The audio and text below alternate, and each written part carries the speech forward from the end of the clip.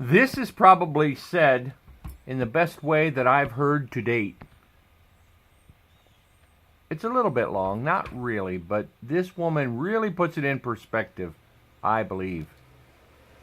The former president of the Los Angeles chapter of the National Organization for Women, now, she's on your screens right now. Don't say that too often. Don't remind people too much. It was a while ago. Yeah, okay. Yes. Am I a sexist? Is Donald Trump a sexist if he interrupts his female opponent in a debate? No, it's called a debate. There's a reason for that. Obviously, Hillary wanted a safe space, didn't she? We know that she made a lot of money with cattle futures a while ago. Maybe she's invested in diapers recently. I'm not quite sure. Look, this is a competition for the most powerful job in the world, and she has to be protected from Donald Trump. From being he has opinions. This is an exchange. This is why it's called a debate. It's not called a conversation or even just a town hall. This is an exchange, and I think that... Well, the New York Times knows this. Well, they do. So why is it beating the sexist drum? Because they're looking at the numbers of the women who are going to vote. They want to reinforce this notion, and this is all they've had. Since she called him a racist on that stage, which is beyond the pale, now they're calling him a sexist. They have to do this because... There's no they don't have the command of the details on the issues. They can't win on the issues. So they want to they're trying to cast him as being unfit for the office when the biggest accomplishment he had, and I say that was a draw, that debate, but he did accomplish something.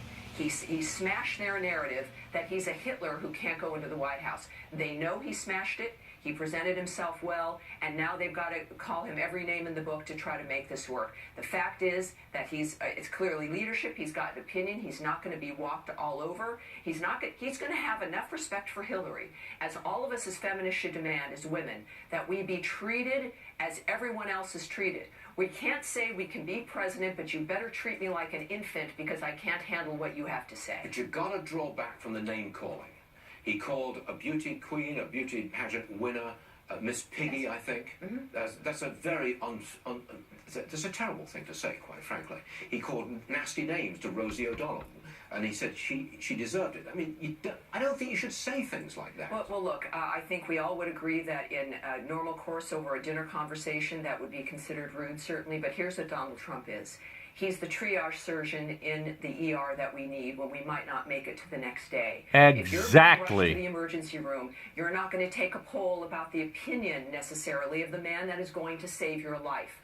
I am not electing a husband or a boyfriend or a brother or a man that I want to have take my daughter to the prom. We're electing a man who is going to save this nation and get us to the next step. That is the issue here. They want to make it be about, well, I guess manner in some fashion.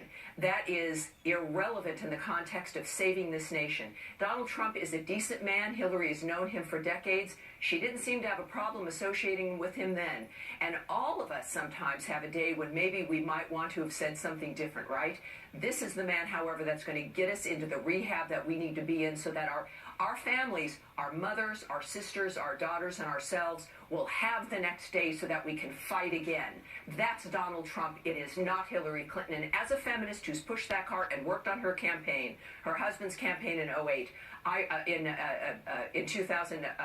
1992, it was so long ago, I resent her taking this approach now and using women like footballs in this dynamic.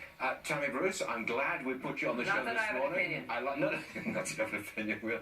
Good stuff, Tammy Bruce. Thank you. Just crossing the wires. This is just coming into us now. Neil Kashkari.